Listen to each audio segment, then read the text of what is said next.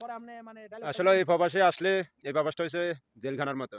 অনেকে অনেকের প্রিয় মানুষ ছেড়ে এসে এই প্রবাসে জীবন দিতে হয়। তো আমি প্রবাসী ভাইদের বোনদের উদ্দেশ্যে বলছি, কখনো এসব কিছু মাথায় নিবেন না। দেশের পাপ দেশে থাকুক। প্রবাসে আসছেন টাকা কামানোর জন্য, টাকা কামান। বলেন। টাকা থাকলে অনেক ভালোবাসার মানুষ, অনেক গার্লফ্রেন্ড, অনেক মানুষ আপনার খবর নেবে। আপনার টাকা নাই, আপনার কোনো মূল্য নাই। যেমন আমার এই এক ভাই আছে প্রবাসে।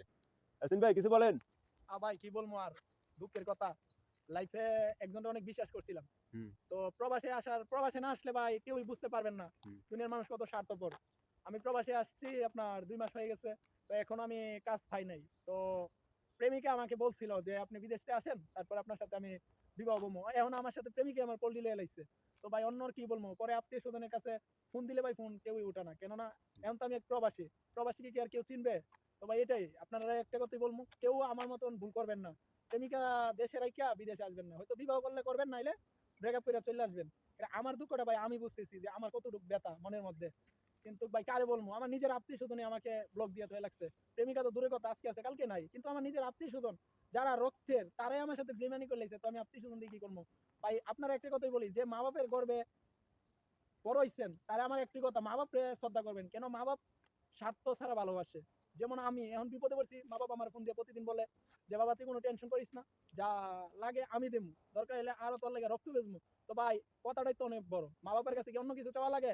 আপনার লাইফে কত মাইয়া আসবে, কত মাইয়া যাইবো ভাইয়া, কিন্তু মার মতন আপন মানুষ পাবেন না। মেয়ে গেলে মেয়ে পাবেন, কিন্তু মা বাপ গেলে মা বাপ পাবেন না।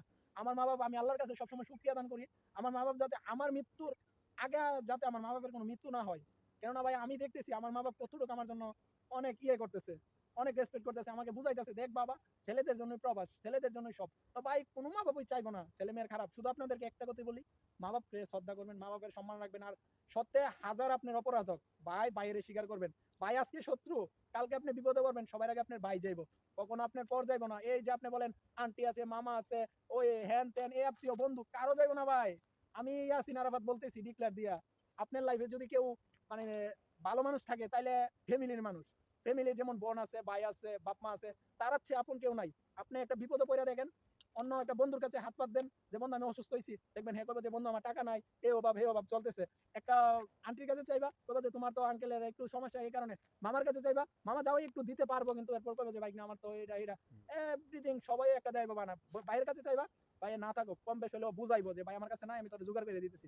বোনের কাছে চাইবা, বোনে না দিতে পারলে তোমার জন্য আঁকড়ে পড়বো। আর মা বাপ তো ভাই বলার বাইরে, বাপ মা রক্ত, নিজের রক্ত বিচ্ছা স্লো লাগবে, কিন্তু স্লো বাপ মা করেন। কখনো আপনারে ছাইড়া যাবে না ভাই। আমার একটাই কথা ভাই, যারা ওই প্রবাসে আছেন, শুধু একটা কথাই মাথায় মনে রাখবেন, দুনিয়াতে মা বাপই সব।